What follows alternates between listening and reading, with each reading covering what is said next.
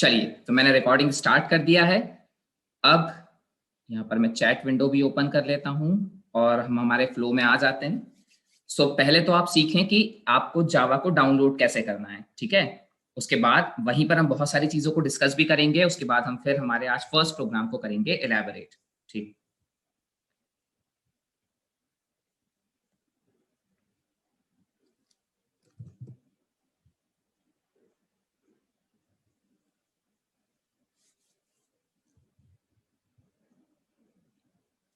Okay, तो जावा को download करने के लिए पहले आप यहाँ लिखें ओरेकल जावा डाउनलोड।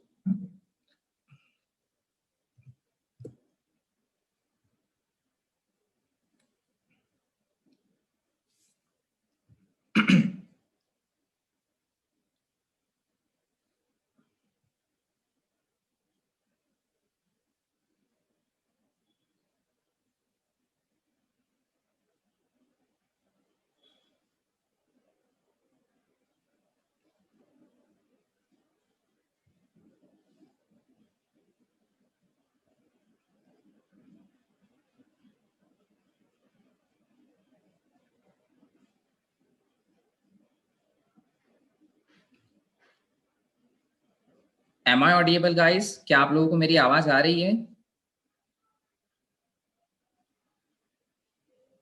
ओके, क्या बीच में वॉइस चला गया था? ओके, ओके, चलिए, ठीक है। सो अगर बीच में वॉइस चला जाए तो बता दीजिएगा। यहाँ पर वेदर के प्रॉब्लम के कारण शायद नेटवर्क थोड़ा सा इशू कर रहा है, सो आप बताते जाइएगा। ओके, चलिए। यहाँ पर जावा एसई डाउनलोड्स पर पहले करिए क्लिक और अब यहाँ पर देख लें इसका लेटेस्ट वर्जन कौन सा है। The latest version is 16। आ चुका है 16, अभी तक नहीं आया था, शायद 16 को ही आया है। किसी ने मुझे बताया भी था कि 16 को आने वाला है, तो ये आ गया है जावा एसई का 16।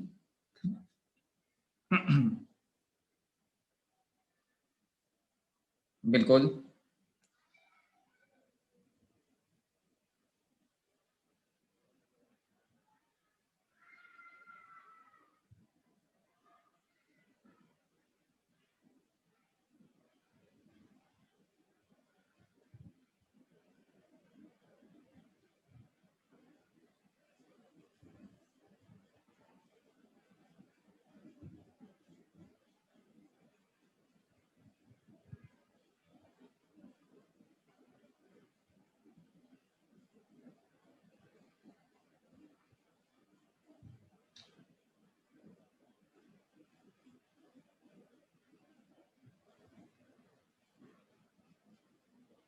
ओके गाइस, शायद कुछ इशू है नेटवर्क में, मुझे 2 मिनट दीजिए। मैं 2 मिनट बाद वापस आप लोगों से बात करूंगा। ओके, साउंड प्रॉब्लम है शायद कुछ, मुझे 2 मिनट दीजिए, मैं आपसे बाद में बात करता हूँ। बिल्कुल, बिल्कुल, बिल्कुल, वो मुझे समझ आ रहा है कि आप तक वॉइस नहीं पहुंच रही है। मुझे 2 मिनट का समय दें, मैं करता हूँ आपको क्लियर।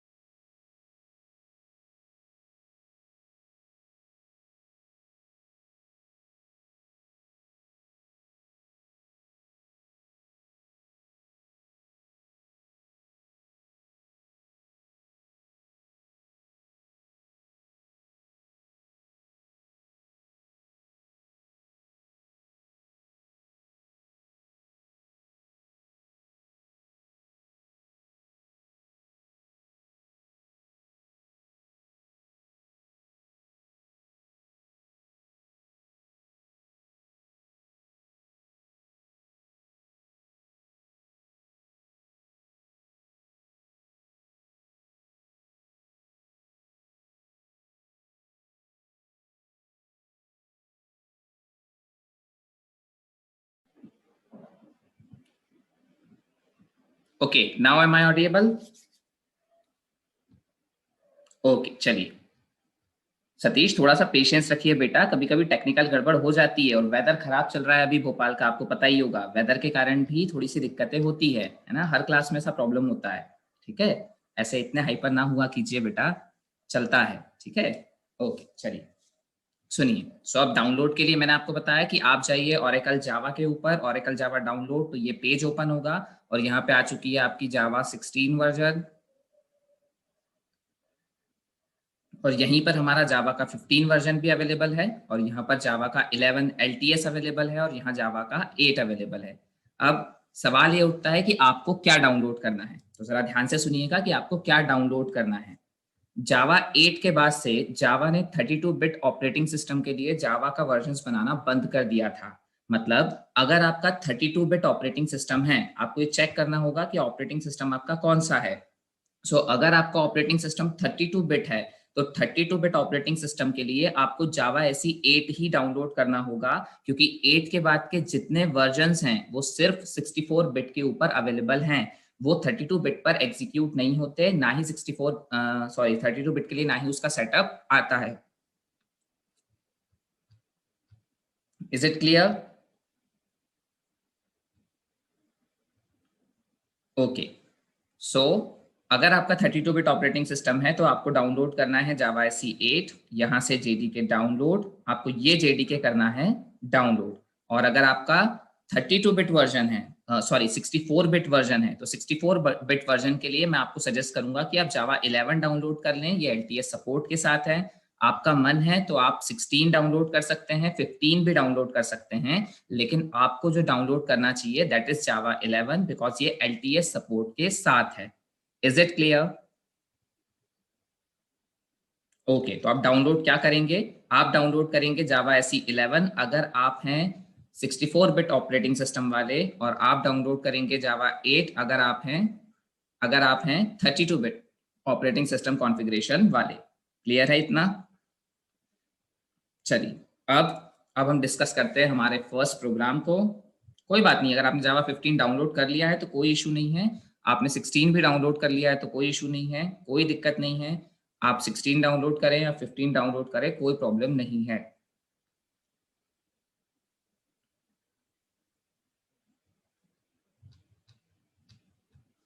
क्लियर? चलिए अब स्टार्ट करते हैं हम आज का प्रोग्राम हमारा। फर्स्ट प्रोग्राम जावा में आप कैसे बनाएंगे और उस फर्स्ट प्रोग्राम का मतलब क्या क्या होता है, और एक एक लाइन को बहुत अच्छे से समझिएगा, क्योंकि यही आपका फाउंडेशन है और यही आपकी आगे की चीजों को क्लियर करने वाला है। मैं यहाँ पर फर्स्ट प्रोग्राम बनाता हूँ, इसके बाद में इसका शुरू करूंगा इलेबोरेशन। ओके, मैं यहाँ लिखता हूँ पहला वर्ड क्लास, क्लास के बाद मैं यहाँ लिखता हूँ कैपिटल में डी और फिर डेमो। इसके बाद मैं यहाँ लिखता हूँ पब्लिक स्टैटिक वॉइड मेन, और इसे पास करता हूं मैं स्ट्रिंग स्क्वायर ब्रैकेट args। इसके बाद फिर मैं कर्ली ब्रेस ऑन करता हूं और यहां मैं लिखता हूं system dot out dot println, और यहां लिखता हूं मैं हेलो वर्ल्ड। चलिए फिर ये ब्रेस बंद कर दिया और ये नीचे का भी ब्रेस मैंने बंद कर दिया। Is it clear? Is it clear? चलिए अब इसकी एक एक लाइन को हमें बहुत ध्यान से समझना है कि एक एक लाइन हमें क्या बताने की कोशिश कर रही है। आपको अगर ये प्रोग्राम पूरी तरह से समझ में आ जाता है तो ये मान के चलिएगा कि आपकी जावा 30% तो आज ही कंप्लीट हो गई। अब आज के दिन में हम देखते हैं कि हम इस प्रोग्राम का कितना पार्ट कंप्लीट कर पाते हैं, क्योंकि आज इसे कंपाइल और एग्जीक्यूट तो बिल्कुल नहीं कर पाएंगे, बहुत कुछ है इस प्रोग्राम में समझने के लिए। कितना समझ पाते हैं वो आज हम देखते हैं। ठीक है, चलिए तो शुरू करते हैं हमारे इसके वेरी फर्स्ट लाइन से। अगर आपको मेरा पिछला स्टेटमेंट याद हो, मतलब जो आपने पिछली क्लास में पढ़ा था, अगर आपको थोड़ा बहुत भी वो याद हो, तो मैंने आपसे कहा था Java is almost pure object oriented language. Is it? ऐसा है ना, almost pure object oriented language.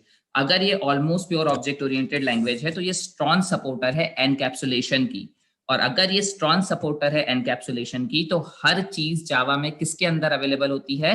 Class के अंदर अवेलेबल होती है। इसलिए किसी भी जावा प्रोग्राम की शुरुआत होती है हमेशा क्लास से।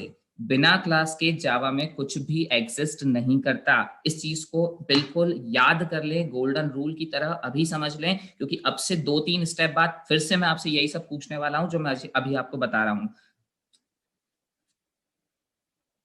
सो मैंने कहा जावा।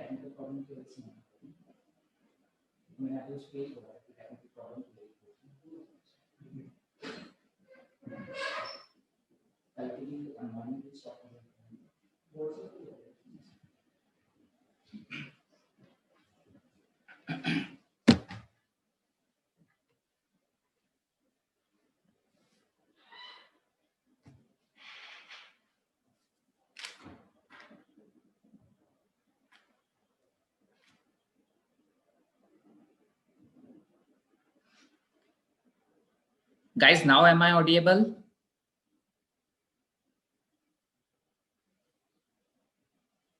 नेटवर्क में कुछ ज़्यादा इशू हो रहा है। मुझे नहीं लगता है कि आज हम क्लास को कंटिन्यू कर पाएंगे, क्योंकि इस तरीके से अगर नेटवर्क इशू चलता रहेगा तो आप बार बार यहीं पर अटक जाएंगे। सो फिलहाल टेक्निकल इश्यूज के कारण मुझे आज की क्लास तो सस्पेंड करनी ही पड़ रही है, क्योंकि ये इस तरीके से आप लोग नहीं कर पाएंगे।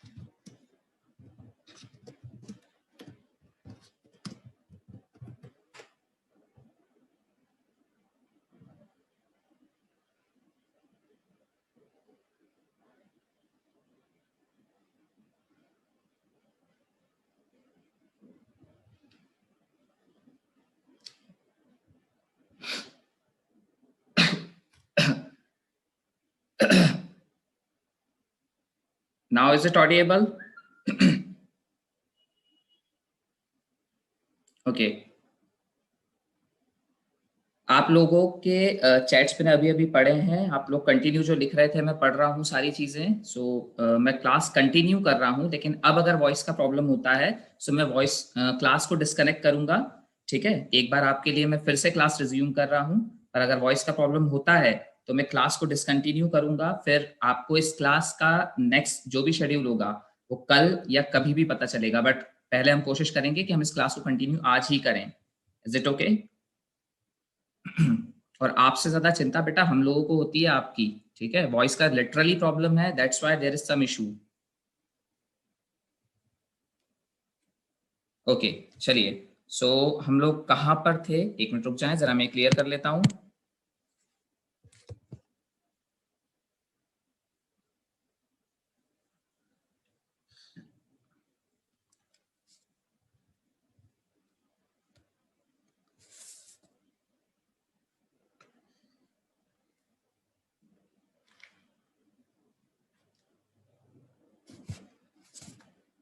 ओके, हम ये बात कर रहे थे कि जावा स्ट्रॉन्ग सपोर्टर है एनकैप्सुलेशन की, इसलिए यहाँ पर हर चीज क्लास के अंदर ही बिलोंग करती है।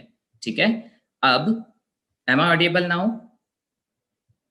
एम आई ऑडिएबल नाउ? Yes, okay. चलिए सुनिए। मैंने आपसे कहा Java is strong supporter of encapsulation, इसलिए यहाँ पर हर चीज क्लास के अंदर बिलोंग करती है। और ये जो आप नाम देख रहे हैं इसके बाद, अगर आप इसे थोड़ा सा नोट कर रहे हो तो आपने देखा होगा कि इस नाम को मैंने स्टार्ट किया है कैपिटल डी से। जावा में ये एक नेमिंग कन्वेंशन है कि जावा हमेशा क्लास का नाम सजेस्ट करती है कि आप इसे कैपिटल से स्टार्ट करें। क्या ये कंपलसेशन है? नहीं, ये कंपलसेशन नहीं है। आप जावा में क्लास का नाम इस तरीके से भी लिख सकते थे, लेकिन हम यहाँ पर जावा में ये कन्वेंशन को फॉलो करते हैं कि जावा में जब भी क्लास का नाम दिया जाए वो दिया जाए कैपिटल लेटर से। ठीक है, अब अगर आप इस पूरे प्रोग्राम को थोड़ा सा ध्यान से देखें तो जो चीज डबल कोट स्ट्रिंग के अंदर है उसे बस छोड़ दें, इसे बस छोड़ दें। इसके अलावा जो भी कैपिटल में आप देख रहे हैं, जरा एक बार उसे हम ट्रेस आउट कर लेते हैं। तो ये जो पब्लिक स्टैटिक वॉइड मेन लिख रखा है, इसमें से स्ट्रिंग के नीचे ये जो एस है, दैट एस इज कैपिटल। इसके बाद ये जो आप system dot out dot println देख रहे हैं, इसमें भी ये एस कैपिटल है। अब अगर आप मेरी बात को समझ पाए हैं तो मुझे बताएं कि अगर जावा ये नेमिंग कन्वेंशन फॉलो करती है कि कैपिटल से शुरू होने वाली चीज एक क्लास होती है, तो ये स्ट्रिंग अपने आप में क्या है? बहुत बढ़िया, system and string both are classes. ये हेलो वर्ल्ड से तो कोई लेना देना नहीं है, नहीं, ये तो डबल कोट्स के अंदर हमने लिखा हुआ था, डबल कोट के अंदर हमने हेलो वर्ल्ड लिखा हुआ था। यहाँ हमें कोई क्लास या कोई और बात नहीं करनी, ये तो कांस्टेंट है। यहाँ जो सिस्टम है और यहाँ जो स्ट्रिंग है ये लिखा हुआ है हमारे कैपिटल से, तो सिस्टम और स्ट्रिंग दोनों ही अपने आप में क्लासेस हैं। Is it clear? ओके, अब मैं फिर से आपसे एक बात पूछ रहा हूँ, what is the golden rule of Java? What is the first golden rule of Java? Everything resides inside the class only. Class से बाहर जावा में कुछ भी बिलोंग नहीं करता। क्लियर? क्लियर? ये बात याद रखिएगा क्योंकि ये आज के दिन में बहुत बार यूज होने वाला है। ठीक है, चलिए अब आगे चलते हैं। So this is nothing but the class and this is the demo, and demo is the name of the class. Why we start program with class? तो किस चीज से स्टार्ट करना चाहते हो सतीश? अगर आप ये कह रहे हो why we start the program with class, तो आप प्रोग्राम को किस चीज से स्टार्ट करना चाहते हैं?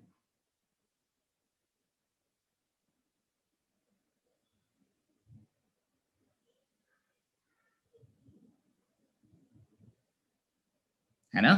बिल्कुल, तो जहां से वो शुरू होता है वहीं से तो शुरू होता है ना, वहां से आप कैसे चेंज करोगे किसी चीज को? ठीक है, ओके। अब आ जाइए हमारे इस पब्लिक स्टैटिक वॉइड और मेन पर। अब एक एक करके ध्यान से हर वर्ड का मतलब समझिएगा। शुरू करते हैं हम यहाँ पीछे मेन से। ठीक है, नाउ मेन क्या होता है ये आप सभी लोग बहुत अच्छे से जानते हैं क्योंकि आप सी भी पढ़ के आए हैं और सी प्लस प्लस भी पढ़ के आए हैं। So what is the main? जल्दी बताएं, व्हाट इज द मेन? बिल्कुल, main is a function. Okay, अब जरा मेन के बारे में एक बात बताएं।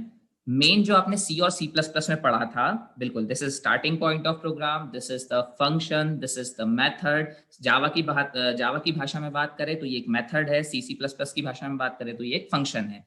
अब अगर आप मेन को प्रॉपरली नोट कर रहे हैं तो मेन के यहाँ पर आर्ग्यूमेंट में लिखा हुआ है स्ट्रिंग स्क्वायर ब्रैकेट ARGS।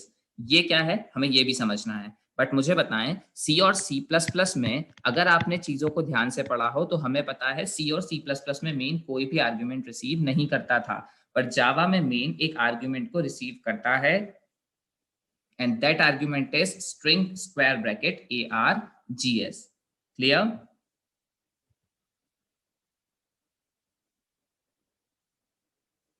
बेटा अभी अपन ने सेव ही नहीं किया सतीश, अभी आने तो दो, रुको तो सही, बहुत सारी चीजें हैं उसमें। ठीक है रुकिए, अभी अपन तो प्रोग्राम डिस्कस कर रहे हैं।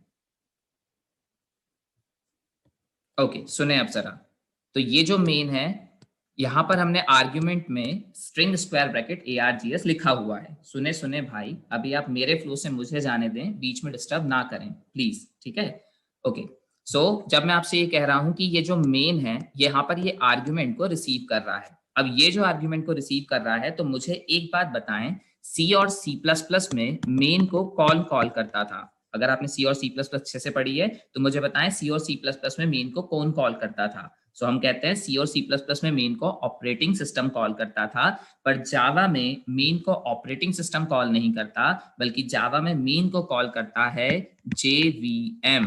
ये JVM सुना हुआ है? हाँ, हमने पहली क्लास में इस JVM के बारे में डिस्कस किया था जब हमने प्लेटफॉर्म डिपेंडेंसी प्लेटफॉर्म इंडिपेंडेंसी को डिस्कस किया था। सो यही JVM आपके इस मेन को कॉल करता है। अब जरा उस आर्ग्यूमेंट के बारे में समझिएगा, वो आर्ग्यूमेंट क्या है। मुझे एक बात बताएं, अगर आपने एक फंक्शन बनाया है ऐड, ये ऐड फंक्शन आपसे आर्ग्यूमेंट में एक इंटीजर a लेता है और एक इंटीजर b लेता है। ठीक है ओके अब अगर आपने ये ऐड इंटीजर a और इंटीजर b बनाया हुआ है तो जब भी आप इस ऐड को कॉल करेंगे,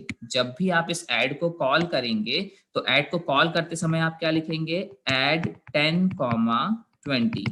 सो मुझे बताएं जब भी कोई फंक्शन या जब भी कोई मेथड एक आर्ग्यूमेंट को रिसीव करता है तो उस आर्ग्यूमेंट को सप्लाई करने की जिम्मेदारी किसकी होती है, उस पर्सन की जो उस मेथड को कॉल करता है।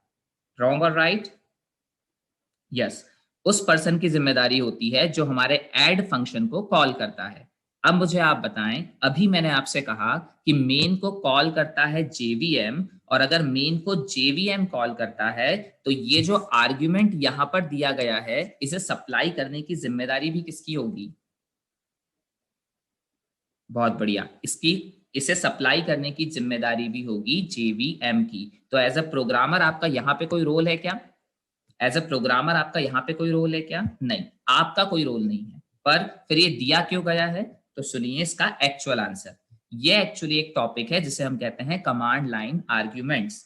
अगर आप कोई कमांड लाइन आर्ग्यूमेंट पास करना चाहते हैं, अब ये क्या होता है ये सब हम एक पूरा इंडिपेंडेंट टॉपिक पढ़ेंगे, कमांड लाइन आर्ग्यूमेंट उसमें डिस्कस करेंगे। सो मैं आपसे ये कह रहा हूं, अगर आप एक कमांड लाइन आर्ग्यूमेंट को पास करना चाहते हैं तो फिर हम इस आर्ग्यूमेंट को यूज करते हैं।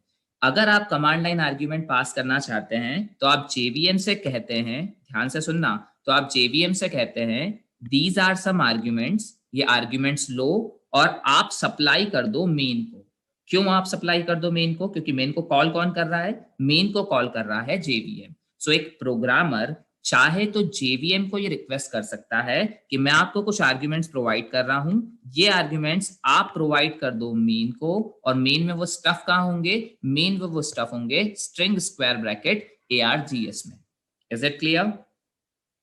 Is it clear? ओके तो अब मेरे क्वेश्चन का आंसर दीजिएगा। ये जो स्ट्रिंग स्क्वायर ब्रैकेट ARGS दिख रहा है, यहां पर क्या प्रोग्रामर कुछ पास कर सकता है?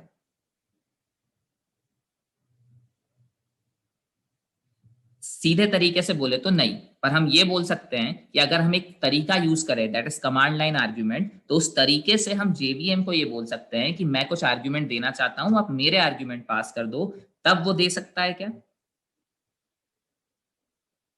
यस, तब वो सप्लाई कर सकता है। ठीक है, is it clear? May be नहीं बेटा, यस तब वो बिल्कुल दे सकता है। अच्छा, अब अगर ये आर्ग्यूमेंट आप सप्लाई नहीं कर रहे हो तो फिर JVM क्या करता है? फिर JVM अपने लेवल पे हैंडल करता है, फिर उसे जो पास करना है वो यहाँ पर वो पास कर देता है। अब वो क्या पास करता है इसको कुछ दिन के लिए संभाल के रखिए क्वेश्चन को, क्योंकि जब हम कमांड लाइन आर्ग्यूमेंट में पढ़ेंगे इस टॉपिक को तो हम पूरा डिस्कस करेंगे कि JVM जब यहाँ पर खुद से को सप्लाई करता है तो वहां पर क्या देता है। अब जरा इसे और नोट कर लें कि स्ट्रिंग स्क्वायर ब्रैकेट ARGS क्या है। अब इस चीज को थोड़ा सा कन्वेंशन सुधारते हुए जो चीज आपके फेमिलियर है इसको मैं उस वे में लिख देता हूं। अगर मैं इसको लिख दूं स्ट्रिंग ARGS स्क्वायर ब्रैकेट, तो आप मुझे बताएं ये स्क्वायर ब्रैकेट किस चीज को डिनोट करता है? एरे को। ये ARGS आपको नहीं लगता ये ARR जैसा कोई एरे का नाम है ना? ये ARGS एक एरे का नाम है, बिल्कुल। अब उसके बाद ये स्ट्रिंग क्या है? तो जैसे आप कहते थे इंट ARR स्क्वायर ब्रैकेट, वैसे ही हमने यहां कह दिया है स्ट्रिंग ARGS स्क्वायर ब्रैकेट। हाँ, तो बिल्कुल स्ट्रिंग एक टाइप है। अब हम इस बारे में बॉदर नहीं कर रहे कि ये टाइप क्या होती है, कैसी होती है, ये सब हम बाद में डिस्कस करेंगे। लेकिन अभी हमें जो जो मोटा मोटा समझ में आ रहा है वो ये समझ में आ रहा है कि ये स्ट्रिंग एक तरीके का टाइप है और उसी टाइप के एरे का नाम क्या है? ARGS। अब मुझे बताएं क्या इस ARGS के नाम को बदला जा सकता है? आप बहुत ज्यादा ऐसा डीप में मत जाना, एक नॉर्मल नॉर्मल सी बात पूछ रहा हूं आपसे। क्या ये पॉसिबल है कि अगर ये एक एरे का नाम भर है तो क्या मैं एरे के नाम को बदल सकता हूं? यस, मैं एरे के नाम को बदल सकता हूं। सो मैं बहुत इजीली यहां पर इस ARR को स्ट्रिंग स्क्वायर ब्रैकेट ARGS लिखने की बजाय मैं यहां पर लिख सकता हूं string square bracket ARR। Even though अगर आपको सिंटेक्स के साथ प्रॉब्लम है तो आप इसको ऐसे भी लिख सकते हैं string ARR square bracket. But मैं आपको यही सजेस्ट करूंगा कि आप इस तरीके से सिंटेक्स की हैबिट ना डालें, क्योंकि जब हम एरे पढ़ेंगे तो आपको एक्चुअली पता चलेगा कि सिंटेक्स का क्या यूज होता है। जब आप इस सिंटेक्स को यूज करते हैं तो नेमिंग कन्वेंशन बहुत आसान हो जाता है और जावा का एरे आपका C और C++ का एरे नहीं होता। अगर ये C और C++ का एरे नहीं होता तो उसे समझने के लिए आपको इस नेमिंग कन्वेंशन को फॉलो करना बहुत जरूरी है। Is it clear? ओके, चलिए अब सुने story of this void। void आपको बहुत अच्छे से पता है, void is nothing but the return type. अब void अगर रिटर्न टाइप है तो हम ये कहेंगे कि मेन को जो भी कॉल करेगा, मेन खत्म हो जाने के बाद, खत्म हो जाने के बाद मतलब अपने एग्जीक्यूशन को खत्म कर लेने के बाद कुछ भी वैल्यू को रिटर्न नहीं करेगा। void का मतलब यही होता है ना, रिटर्न नथिंग। नथिंग का मतलब जीरो नहीं होता, नथिंग मतलब नथिंग, कुछ भी रिटर्न नहीं करेगा। रिटर्न स्टेटमेंट की यहाँ पर जरूरत नहीं है। System dot out dot println के बाद और इस करली ब्रेस से ऊपर मुझे रिटर्न स्टेटमेंट लिखने की जरूरत नहीं है, क्योंकि यहाँ पर रिटर्न टाइप क्या है? रिटर्न टाइप है void। अब मुझे आप बताएं, अगर मैं आपसे ये कहता हूं कि मेन को JVM कॉल करता है तो मेन अपने एग्जीक्यूशन के बाद अगर कोई वैल्यू रिटर्न भी करता तो किसे करता? JVM को या ऑपरेटिंग सिस्टम को? JVM को। तो यहां पर क्योंकि रिटर्न टाइप void है तो रिटर्न टाइप void होने के कारण JVM को मेन अपने एग्जीक्यूशन के बाद कोई भी वैल्यू रिटर्न नहीं करेगा। Is it clear? ओके, चलिए अब देखिए ये स्टैटिक क्या होता है। तो मुझे जरा जावा का एक फर्स्ट गोल्डन रूल याद बता दें। जावा का फर्स्ट गोल्डन रूल क्या है? Nothing can reside without the class. ठीक, अब ये स्टैटिक इसी क्लास से रिलेटेड कुछ तो भी चीज है। आपके C++ के नॉलेज को थोड़ा सा रिवाइज करते हैं, सुनिएगा ध्यान से। जब भी किसी क्लास के अंदर कोई चीज स्टैटिक होती है और कोई चीज नॉन स्टैटिक होती है तो इन दोनों को ही यूज करने के लिए थोड़ा सा चीजें चेंज हो जाती है। अब वो थोड़ी सी चीजें क्या चेंज होती है वो देखें। सो अगर क्लास का नाम है XYZ तो जितनी भी नॉन स्टैटिक चीजें इस क्लास के अंदर हैं उन सभी को एक्सेस करने के लिए मुझे XYZ के ऑब्जेक्ट की जरूरत पड़ती है। और अगर मैं स्टैटिक की बात करता हूं तो मुझे किसी स्टैटिक चीज को अगर एक्सेस करना है जो क्लास XYZ से बिलोंग करती है तो वहां पर मुझे सिर्फ XYZ इस क्लास के नाम की जरूरत होती है। इज इट क्लियर और नॉट? इज इट क्लियर और नॉट? यस। ओके, तो अब आप जरा यहां पर खुद दिमाग लगाएं कि अगर यहां पर मेन को स्टैटिक बनाया गया है तो इसका मतलब ये है कि जब JVM आपके इस मेन को कॉल करता है तो मेन को कॉल करते समय वो डेमो का ऑब्जेक्ट क्रिएट नहीं करता, बल्कि इस मेन को वो आपके इस डेमो क्लास के नाम के साथ ही कर लेता है call. Is it? Is it? हाँ, अब सुने कि इसको स्टैटिक बनाने के पीछे क्या रीजन है। भाई हमने ये तो बता, हाँ ठीक है, एक बार फिर से सुनिए सुनिए। मैंने आपसे ये कहा एक क्लास के अंदर दो चीजें होती है, एक स्टैटिक मेंबर्स होते हैं, एक नॉन स्टैटिक मेंबर होता है। जब भी नॉन स्टैटिक मेंबर होता है तो बिना ऑब्जेक्ट के उसे कॉल नहीं किया जा सकता, पर जब भी एक स्टैटिक मेंबर होता है तो उसे कॉल करने के लिए हमें ऑब्जेक्ट की जरूरत नहीं होती। हम क्लास के नाम से ही उसको मेंबर को कर सकते हैं एक्सेस, या उस मेंबर को कॉल कर लें आप, एक्सेस कर लें, जो भी आपको यूज करना है वो वर्ड यूज कर लें आप, ठीक। अब अगर यहाँ पर ये मेन स्टैटिक है तो मुझे बताएं इस मेन को कॉल कौन करता है? जेवीएम। अगर जेवीएम इस मेन को कॉल करता है तो वो उस क्लास का ऑब्जेक्ट क्रिएट नहीं करता जिस क्लास में मेन बिलोंग करता है। सिंपल सी बात है, ये एक स्टैटिक है जो डेमो क्लास के अंदर बिलोंग कर रहा है। अब ये स्टैटिक कोई चीज अगर डेमो क्लास से बिलोंग करती है तो जेवीएम जब इस मेन को कॉल करेगा तो उसे ऑब्जेक्ट की जरूरत होगी या नहीं होगी? नहीं होगी। क्यों नहीं होगी? क्योंकि मेन स्टैटिक है, और अगर मेन स्टैटिक है तो वो डेमो क्लास के नाम भर से ही हमारे इस प्रोग्राम के मेन फंक्शन को कर सकता है कॉल। यस और नो? यस। अब सवाल ये उठता है कि ये डिजाइन ऐसा क्यों बनाया गया है, मतलब क्यों ऐसा किया गया कि आपने मेन को स्टैटिक बना दिया? क्यों जेवीएम ऑब्जेक्ट नहीं बनाता? क्या दिक्कत है जेवीएम को ऑब्जेक्ट बनाने में? ये चीजें अब हम सुनते हैं, सुनिएगा। जब भी आप किसी क्लास का ऑब्जेक्ट बनाते हैं तो कोई एक छोटी सी एक्टिविटी परफॉर्म नहीं होती, बहुत सारा बल्कि काम होता है, जो बल्कि काम जेवीएम को करना पड़ता है। अब वो काम क्या क्या होता है जरा सुनिएगा। ये काम आपने सी प्लस प्लस में भी किया है। सबसे पहले तो जब भी आप ऑब्जेक्ट बनाते हैं तो अगर ये टर्म नहीं पता है तो ये हम आने वाले लेक्चर्स में डिस्कस करेंगे। अभी इनके लिए बॉदर बिल्कुल मत करिएगा, क्योंकि जावा में एक बार में पूरा पूरा कुछ भी समझ में नहीं आएगा। धीरे धीरे धीरे धीरे हर चीज पूरी तरीके से क्लियर होते जाएगी। तो जब ऑब्जेक्ट बनता है तो क्या क्या होता है जरा ध्यान से सुनिएगा। अगर वेरी फर्स्ट टाइम, फिर से रिपीट कर रहा हूं मैं, अगर very first time object create होता है, शब्दों को ध्यान से सुनिएगा नहीं तो कल इसी पर डाउट उठाएंगे, ठीक है। अगर वेरी फर्स्ट टाइम किसी क्लास का ऑब्जेक्ट क्रिएट होता है तो सबसे पहले क्लास लोड होती है, ठीक है। क्लास लोड होने के बाद उसका ऑब्जेक्ट क्रिएट होता है। ऑब्जेक्ट क्रिएट होता है तो इसी ऑब्जेक्ट में इंस्टेंस मेंबर्स को जगह मिलती है, मतलब मेमोरी रिजर्व होती है। सी प्लस प्लस पे आपने पढ़ा होगा क्लास के मेंबर्स को कहाँ जगह मिलती है? क्लास के मेंबर्स को, इंस्टेंस वेरिएबल्स को ऑब्जेक्ट के अंदर जगह मिलती है। ये पता है आपको? यस। तो अगर आप ऑब्जेक्ट बना रहे हैं तो ऑब्जेक्ट बनाने पर एक मेमोरी रिजर्व होगी। ऑब्जेक्ट बनते ही कंस्ट्रक्टर कॉल होगा, और ऐसी ही कुछ और छोटी छोटी गतिविधियां होंगी जो जेवीएम को परफॉर्म करनी पड़ेगी। तो जेवीएम, जावा वालों के हिसाब से उन्होंने जेवीएम को इस तरीके से डिजाइन किया है कि जेवीएम रिफ्यूज कर देता है कि मैं इतना लोड बियर नहीं करूंगा, मैं इतना सारा काम नहीं करूंगा, ये सेंसफुल काम नहीं है। आपको सिर्फ मेन को कॉल करना है। मेन को कॉल करने के लिए आप मेरा लोड भी कम कर सकते हैं अगर आप इस मेथड को बनाते हैं स्टैटिक। सो अगर मेन को स्टैटिक बनाया तो जेवीएम ये इतना सारा जो लोड इसके ऊपर आया हुआ है उस लोड से बच सकता है। और इसी लोड से बचने के लिए जावा वालों ने जब जावा को डिजाइन किया था तो ये सोचकर डिजाइन किया कि जेवीएम को इस चीज के लिए लोड न दिया जाए कि जब वो मेन को कॉल करे तो वो इतनी सारी एक्टिविटीज को परफॉर्म करे। ये काम शॉर्ट एंड स्वीट तरीके से भी हो सकता है कि मुझे इस बस मेन को बनाना होगा स्टैटिक, जैसे ही मैं इसे स्टैटिक बनाऊंगा तो जेवीएम बिना ऑब्जेक्ट बनाए ही मेन को कर लेगा call. Is it clear? Is it clear? चलिए अब दूसरी चीज एक और सुनिएगा, एक और टेक्निकल रीजन जो बहुत बड़ा रीजन है, पर ये थोड़ा सा टिपिकल है। अगर समझ आए तो ठीक, नहीं तो जब आप क्लासेस पढ़ चुके होंगे जावा में तब ये 100% समझ में आ जाएगा। बहुत आराम से सुनिएगा, ठीक। सुनिए, मुझे एक बात बताएं, जब भी आप ऑब्जेक्ट बनाते हैं तो कंस्ट्रक्टर कॉल होता है ना? ऑब्वियसली होता है।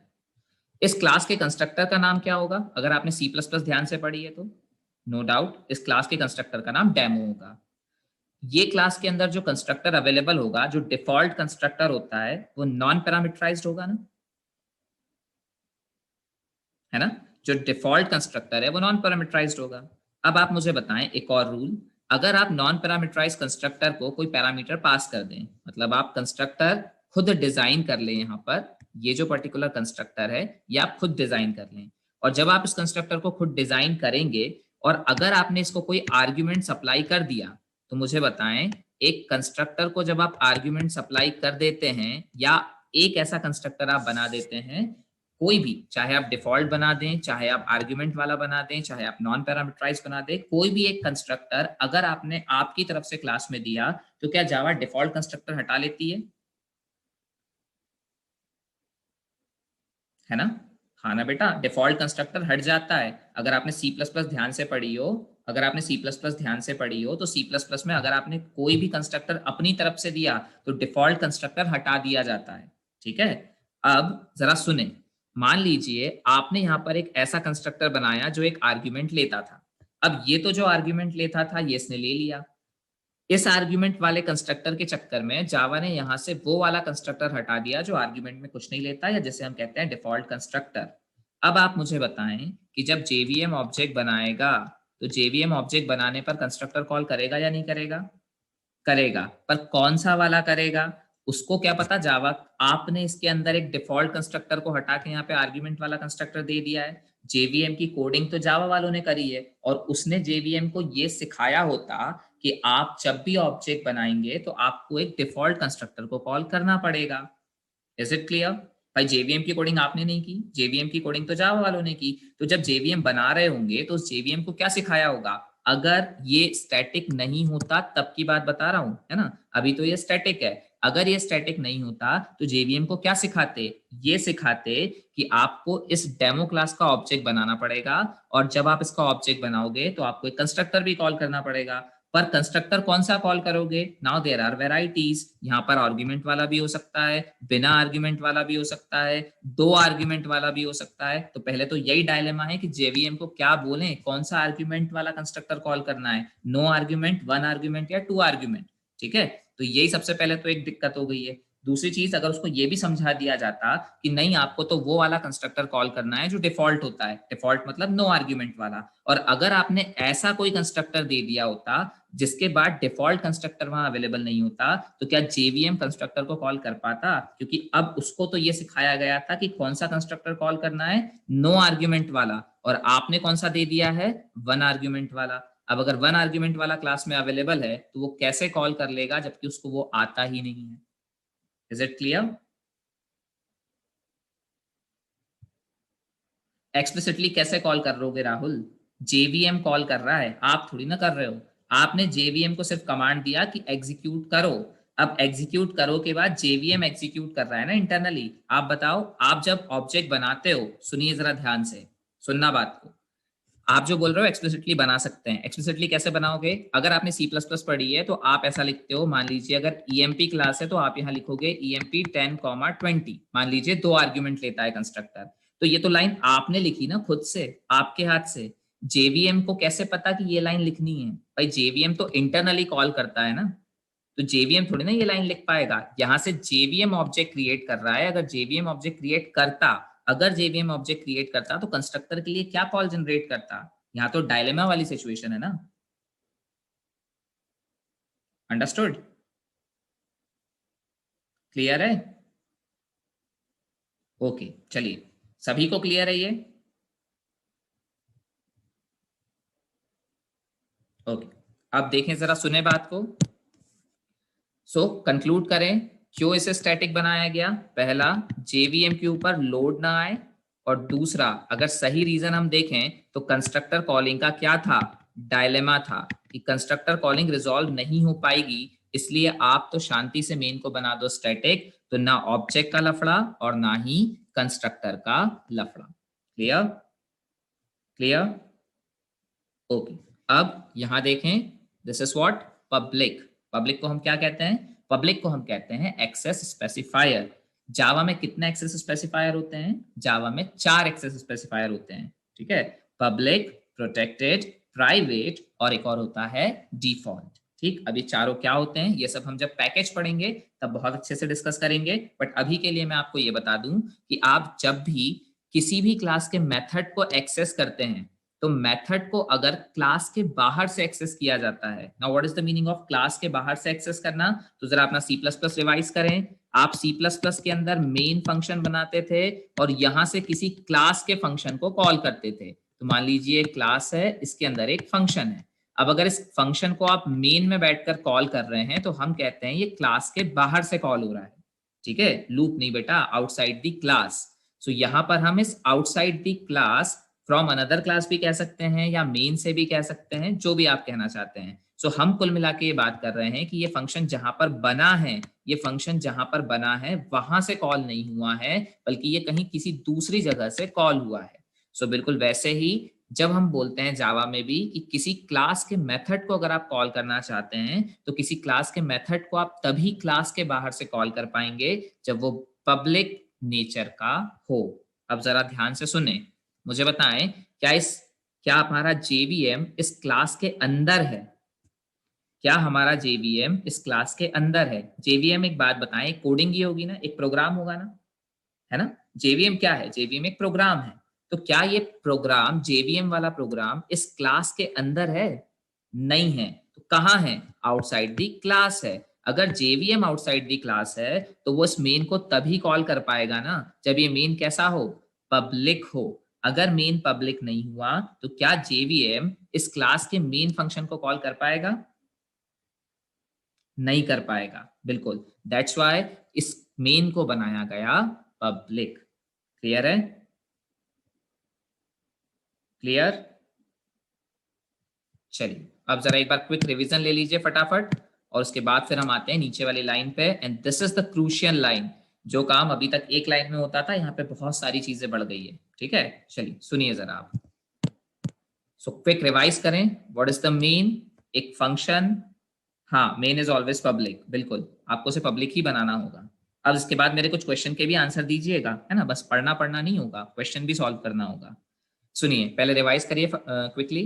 What is the main? Main is the starting point of the program. Main को कॉल कौन करता है? मेन को कॉल करता है जेवीएम।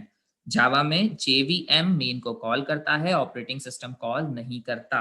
ठीक, ओके। अब यहाँ पर एक सवाल का जरा मुझे जवाब दें। ये पहला आंसर है जब हम जावा को प्लेटफॉर्म क्यों बोलते हैं ये समझने की ओर अग्रसर है। सुनिएगा ध्यान से। ऑपरेटिंग सिस्टम को प्लेटफॉर्म बोलते हैं ना, अगर आपने फर्स्ट लेक्चर ध्यान से किया हो तो।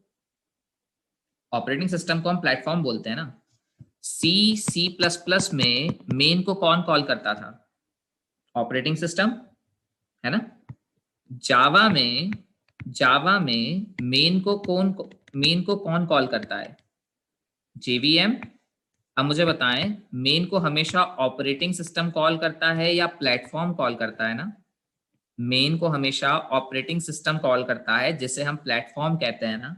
अब यहाँ बताएं, मेन को अगर यहाँ पर जेवीएम कॉल करता है तो जेवीएम ऑपरेटिंग सिस्टम जैसा काम करने नहीं लगा क्या? एक एक्टिविटी मैच हो रही है ना, एक एक्टिविटी मैच होने लगी। अब अगर एक एक्टिविटी मैच हो रही है तो ऐसी एन भी होंगी, लेकिन जब वो समय आएगा तब आपको पता चलेगी। बट आज एक तो आपको पता चली गई है कि क्योंकि जावा में मेन को जेवीएम कॉल करता है और सी प्लस प्लस में मेन को ऑपरेटिंग सिस्टम कॉल करता है, तो हम कह सकते हैं जेवीएम का बिहेवियर कुछ कुछ ऑपरेटिंग सिस्टम जैसा है। और ऑपरेटिंग सिस्टम को ही हम दूसरी भाषा में प्लेटफॉर्म कहते हैं, इसलिए हम जेवीएम को ही प्लेटफॉर्म कहने लगते हैं। नहीं नहीं, बिल्कुल नहीं, JVM is not a platform, JVM just a environment. ठीक है, एक एनवायरमेंट है जेवीएम, एक प्रोग्राम है, ये ऑपरेटिंग सिस्टम कभी नहीं हो सकता। लेकिन हाँ, ये आपको मिथ देता है, ये आपको एक फॉल्स नोटिफिकेशन देता है, या ये कह लीजिए इस तरीके से आपको ट्रीट करता है कि आप समझें कि जेवीएम एक ऑपरेटिंग सिस्टम है। हाँ बिल्कुल, जेवीएम एक ऑपरेटिंग सिस्टम कतई नहीं है, बट ये आपको इस तरीके का इल्यूजन देता है कि ये एक ऑपरेटिंग सिस्टम है। हाँ, इल्यूजन वर्ड ज्यादा सही होगा डुप्लीकेट की बजाय। इल्यूजन समझते हैं ना, भ्रम पैदा करता है वो आपके मन में, कि आपके दिमाग में ऐसा लगता है कि जेवीएम वो सारी एक्टिविटीज परफॉर्म कर रहा है जो एक ऑपरेटिंग सिस्टम करता है। तो क्या जेवीएम ऑपरेटिंग सिस्टम है? नहीं, जेवीएम ऑपरेटिंग सिस्टम नहीं है। बिल्कुल फॉल्स नैरेटिव बोल सकते हैं, इल्यूजन बोल सकते हैं, जो वर्ड आपको पसंद है आप वो बोल सकते हैं। ठीक है, समझना जरूरी है। आपको ये समझ में आना चाहिए कि JVM is not actually operating system, but it look like a operating system. It gives the illusion that it is a operating system. It gives the false narrative that it is a operating system. ठीक, clear? Okay, तो आज एक reason तो पता चल गया हमको कि जावा में जेवीएम को प्लेटफॉर्म जैसा, सॉरी, जावा को प्लेटफॉर्म जैसा क्यों कहा जाता है। ठीक है, चलिए अब यहाँ आ जाएं। सो मेन को कॉल करता है जेवीएम, इसलिए आर्ग्यूमेंट सप्लाई करने की जिम्मेदारी भी होती है जेवीएम की। एक प्रोग्रामर चाहे तो यहाँ पर आर्ग्यूमेंट को सप्लाई कर सकता है, पर इसके लिए हमें पढ़ना होगा कमांड लाइन आर्ग्यूमेंट। और अगर हम मतलब प्रोग्रामर अगर यहाँ पर कोई आर्ग्यूमेंट सप्लाई नहीं करता है तो जेवीएम इस चीज का केयर करता है, इस चीज को हैंडल करता है कि यहाँ पर क्या सप्लाई करना है। हाँ बिल्कुल, यहाँ पे OS टू मेन फंक्शन का एज सच कोई इंटरेक्शन नहीं होता है, ठीक है, कह सकते हैं।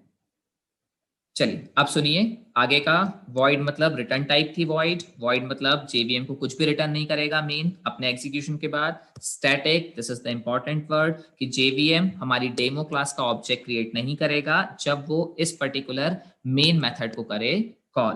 क्लियर। चलिए अब last is what, public. What is the public? Public मतलब जब भी हम किसी क्लास के मेथड को आउटसाइड द क्लास एक्सेस करते हैं तो हमें उसे बनाना होता है public. Is it clear?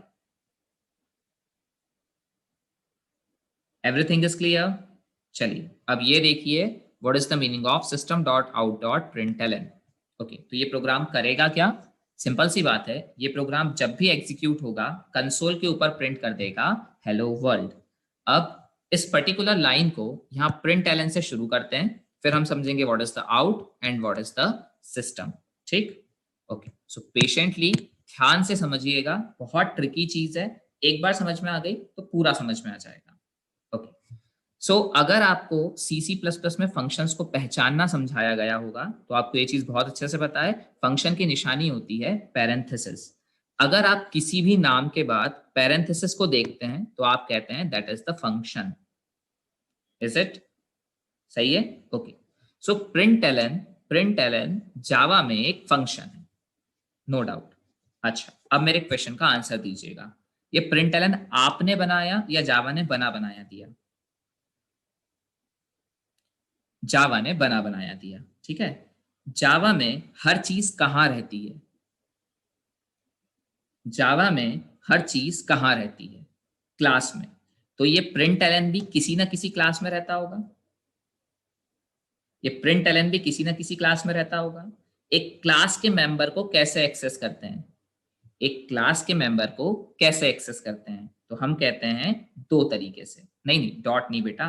Class के मेंबर मतलब क्लास के मेथड को कैसे एक्सेस करते हैं? दो तरीके से। कौन से दो तरीके?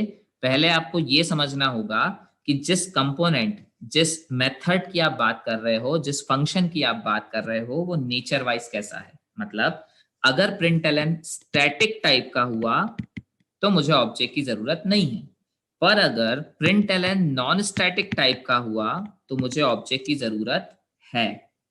क्लियर है? क्लियर है? क्लियर है? हाँ, सुनिए अब जरा अपनी चैट विंडो को रोकिए कुछ देर के लिए, पहले मेरी बात सुने, फिर मैं आपसे जो पूछूंगा वो बताइएगा, ठीक है। सुनिए, मैं आपसे ये कह रहा हूं कि प्रिंटलन एक मेथड है, एक फंक्शन है। अभी आप फंक्शन बोल लें, मेथड क्या होता है ये हम कुछ दिन बाद डिस्कस करेंगे। सुनिए, सो प्रिंटलन एक फंक्शन है। जावा में हर चीज क्योंकि क्लास में होती है इसलिए ये प्रिंटलन भी कहीं ना कहीं क्लास में होगा। अब मैं आपसे ये पूछ रहा था, अगर क्लास के मेंबर को मुझे एक्सेस करना है तो कैसे करते हैं? तो उसके दो आंसर्स हैं। अगर आपका एक्सेस किया जाने वाला मेंबर स्टैटिक टाइप का हुआ तो हम क्लास के नाम को यूज करते हैं, और अगर आपका एक्सेस किया जाने वाला मेंबर नॉन स्टैटिक टाइप का हुआ तो हम यूज करते हैं ऑब्जेक्ट को। क्लियर? सुने, अब मैंने आपको बिल्कुल शुरू में जावा की एक नेचर बताई थी कि जावा में अगर कैपिटल से कुछ शुरू होते हुए दिख रहा है तो वो एक क्लास है। क्या आपको ये आउट का ओ कैपिटल से स्टार्ट होते हुए दिख रहा है? नो। अब इतना आप सभी समझ चुके हो कि अगर प्रिंटलन एक मेथड है तो उसको एक्सेस करने के लिए या तो क्लास का नाम चाहिए या ऑब्जेक्ट चाहिए।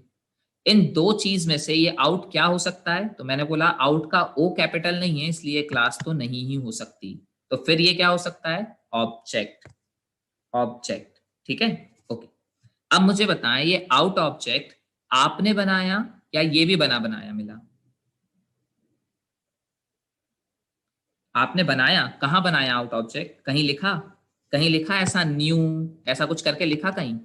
यहाँ पर प्रोग्राम में कहीं ऐसी जगह पर न्यू लिखा, बनाया नहीं बनाया, बना बनाया मिला।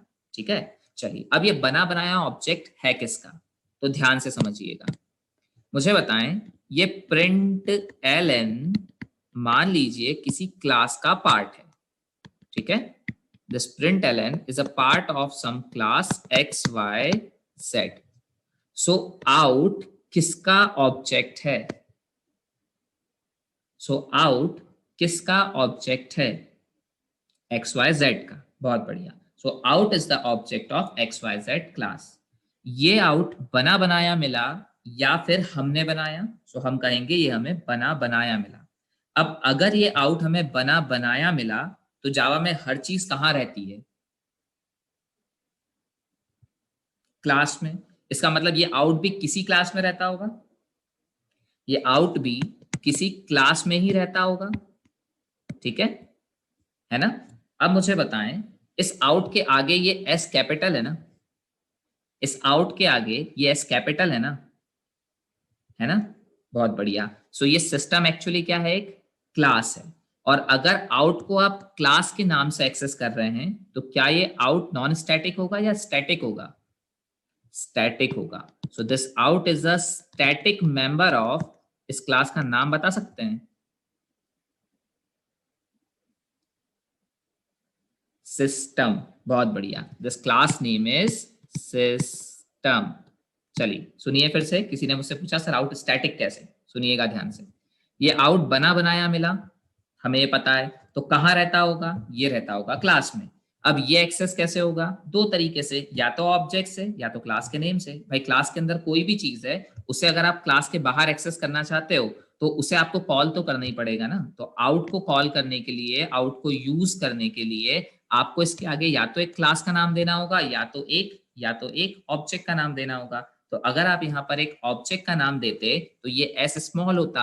अब आप यहाँ पर क्योंकि ये क्लास का नाम दे रहे हैं इसलिए एस कैपिटल है। सो अगर यहाँ पर हम एस कैपिटल देख रहे हैं और ये समझ पा रहे हैं कि सिस्टम एक क्लास है, तो सिस्टम क्लास अगर है तो आउट को एक्सेस करने में अगर हम क्लास का नाम यूज कर रहे हैं तो आउट कैसा हुआ? क्लास स्टैटिक हुआ। ओके, तो अब मुझे बताएं जरा, फटाफट बताइएगा सिस्टम क्या है? बहुत बढ़िया। सिस्टम किस, अभी इस डायग्राम के हिसाब से बताइएगा। ठीक है, सिस्टम एक क्लास है, बहुत बढ़िया। अब आप इस डायग्राम के हिसाब से बताइएगा कि सिस्टम क्लास क्या कंटेन करती है? आउट क्या है? सिस्टम क्लास क्या कंटेन करती है? आपने कहा आउट। ओके, अब मैंने आपसे पूछा आउट क्या है? आउट एक ऑब्जेक्ट है। इस डायग्राम के हिसाब से आउट किस क्लास का ऑब्जेक्ट है? फिर से ध्यान से मैंने आपसे कहा आउट एक ऑब्जेक्ट है। मैं आपसे ये पूछ रहा हूं आउट किस क्लास का ऑब्जेक्ट है? बेटा एक्स वाई जेड क्लास का ऑब्जेक्ट है। बना हुआ है क्लास सिस्टम के अंदर, पर है किसका ऑब्जेक्ट? इस एक्स वाई जेड क्लास का ऑब्जेक्ट है। प्रिंट एलन को अगर आप एक्सेस करना चाहते हो तो प्रिंट एलन को एक्सेस करने के लिए किसका ऑब्जेक्ट चाहिए? एक्स वाई जेड का ऑब्जेक्ट चाहिए। तो ये जो आउट हुआ ये किसका ऑब्जेक्ट हुआ? एक्स वाई जेड का ऑब्जेक्ट हुआ, पर रहता कहाँ है? एक क्लास में। और वो क्लास का नाम क्या है? सिस्टम। अब सिस्टम के अंदर रहता है और स्टैटिक नेचर का है, इसलिए तो कह पाते हैं सिस्टम डॉट आउट। और अगर ये ऐसा नहीं होता तो यहाँ पर सिस्टम की बजाय मैं फिर एक ऑब्जेक्ट को यूज कर रहा होता। अगर ये स्टैटिक नहीं होता आउट तो मैं यहाँ सिस्टम की बजाय फिर सिस्टम क्लास के ऑब्जेक्ट को यूज कर रहा होता। तो सिस्टम क्लास के ऑब्जेक्ट को या तो मेरे को बनाना पड़ता या फिर बना बनाया मिलता। अगर बना बनाया मिलता तो फिर वो भी किसी क्लास में रहता, फिर वो जिस क्लास में रहता उसमें भी मुझे यही देखना पड़ता कि ये स्टैटिक है या नॉन स्टैटिक। अगर वो नॉन स्टैटिक होता तो फिर उस क्लास का भी ऑब्जेक्ट बनाना पड़ता, तो इनफाइनाइट सीक्वेंस चला जाता। तो इसलिए मुझे यहाँ पर इस आउट को स्टैटिक तो बनाना ही पड़ा। क्लियर?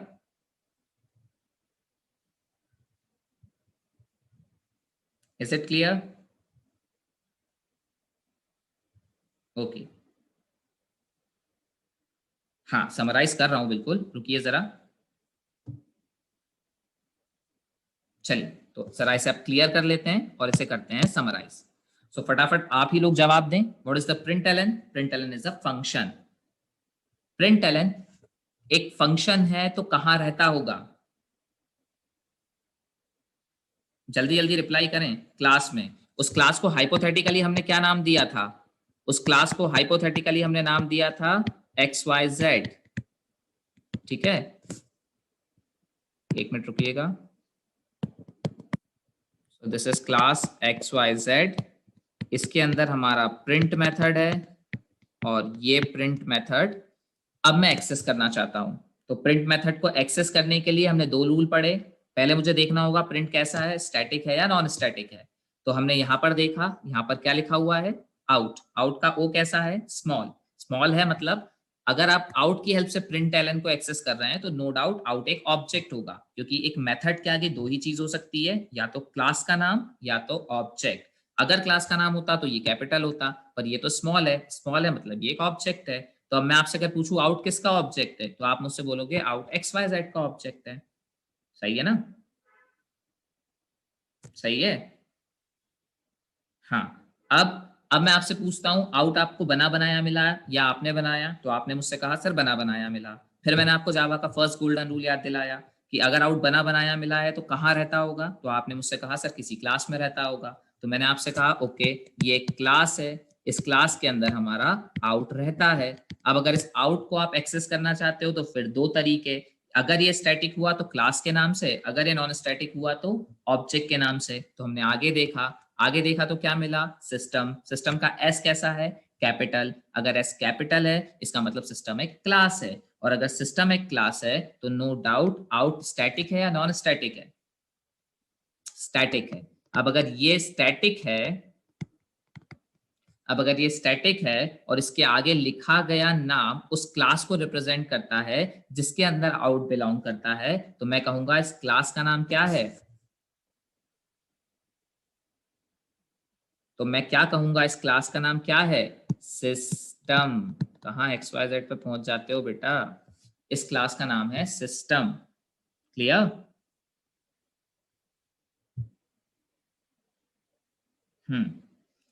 अब फटाफट बताएं प्रिंट एलन किसका मेंबर? बता रहा हूं रुक जाइए। फिर से सुनिएगा ध्यान से क्वेश्चन। प्रिंट एलन किसका मेंबर? प्रिंट एलन मेंबर है XYZ का। प्रिंट एलन स्टैटिक या non static? Println static या नॉन स्टैटिक? ध्यान से प्रिंट एलन स्टैटिक या नॉन स्टैटिक? नॉन स्टैटिक, क्योंकि इसके आगे एक्सेस करने वाली चीज ऑब्जेक्ट है। ओके नाउ आउट स्टैटिक या नॉन स्टैटिक? Out static. क्यों? क्योंकि इसके आगे एक्सेस करने वाली चीज क्लास है। सो आउट किस क्लास में रहता है? आउट किस क्लास में रहता है? सिस्टम क्लास में। सिंपल सा यही देख के पता चल रहा है। अगर मैं लिख रहा हूं यहाँ पे सिस्टम डॉट आउट, तो मुझे यहां समझ में आ रहा है कि out belongs to system class. Clear? Okay चलिए अब इस क्लास का ओरिजिनल नाम सुनिए। इस क्लास का ओरिजिनल नाम है print stream. What is the original name? It's a print stream. Clear? Clear? हाँ बिल्कुल, print stream. So class XYZ हमने हाइपोथेटिकली लिया था, ये एक्चुअली बिलोंग करता है प्रिंट स्ट्रीम से। ठीक? So println is the member of print stream, out is the member of system. Is it clear? चलिए बढ़िया। Okay done.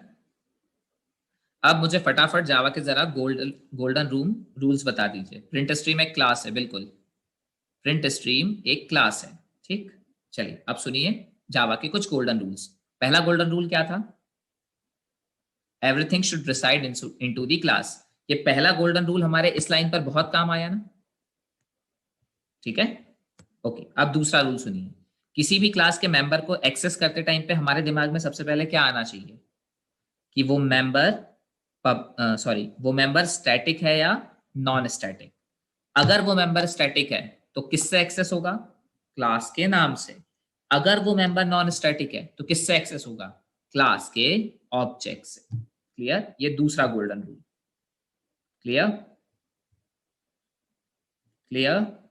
चलिए, अब अगर आपने ये दोनों गोल्डन रूल्स याद रखे तो ये मान के चल लीजिए कि आपकी 30 से 40% जावा लगभग खत्म हो गई, क्योंकि यही रूल्स हम बार बार रिपीट करेंगे। अंडरस्टूड? अंडरस्टूड? ओके, चलिए। सो ये हुई आज आपका फर्स्ट प्रोग्राम का डेमोन्स्ट्रेशन, आपके फर्स्ट प्रोग्राम का इलेबोरेशन। अब अगर किसी को कोई डाउट हो तो एक बार पूछ ले, अदरवाइज हम क्लास को एंड करें।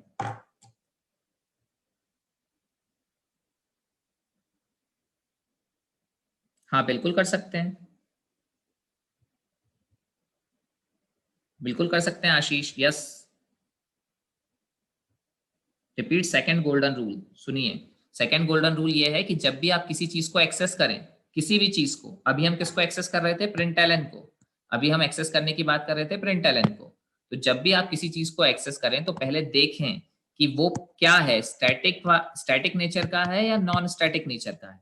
अगर वो स्टैटिक नेचर का है तो इसको किससे एक्सेस करेंगे? क्लास के नाम से। अगर वो नॉन स्टैटिक नेचर का है तो किससे एक्सेस करेंगे? ऑब्जेक्ट से। बस इतना सा तो खेल है, ठीक है?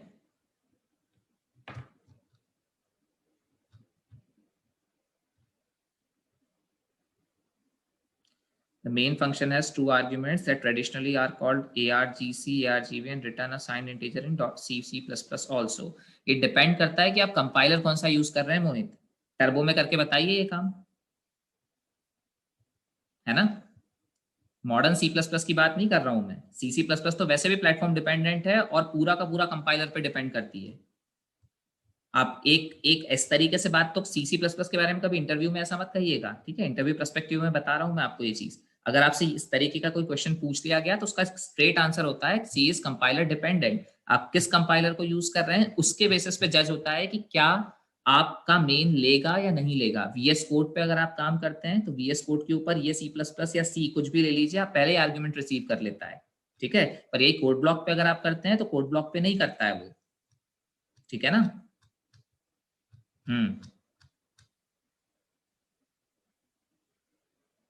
स्ट्रिंग एरे आर्ग्यूमेंट क्यों लेते हैं? हाँ बिल्कुल, ये कमांड लाइन आर्ग्यूमेंट है। तो कमांड लाइन आर्ग्यूमेंट जब हम पढ़ेंगे तब हम बताएंगे आपको कि ये आर्ग्यूमेंट क्यों लेते हैं। नहीं, X Y Z inner class नहीं है बिल्कुल भी। एक्स वाई जेड क्लास ही नहीं थी बेटा, वो तो हमने हाइपोथेटिकली नाम दे दिया था। That is print stream class. वो कोई इनर क्लास नहीं है, दो अलग अलग क्लासेस हैं वो। प्रिंट स्ट्रीम अलग है और सिस्टम भी अलग है, ठीक है?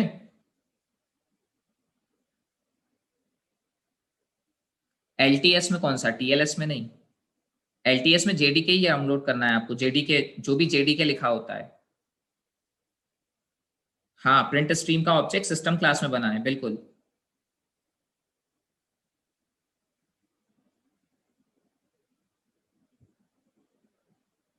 ओके, चलिए।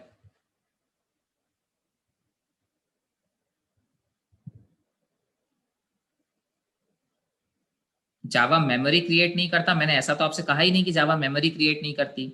मैंने आपसे ये कहा था कि जब आप ऑब्जेक्ट बनाते हो तो मेमोरी क्रिएट करनी पड़ती है, पर जब आप स्टैटिक बनाते हो मीन को तो आपको ऑब्जेक्ट नहीं बनाना पड़ता, और ऑब्जेक्ट नहीं बनाना पड़ता तो फिर मेमोरी रिजर्व नहीं होती। ये शब्द थे मेरे,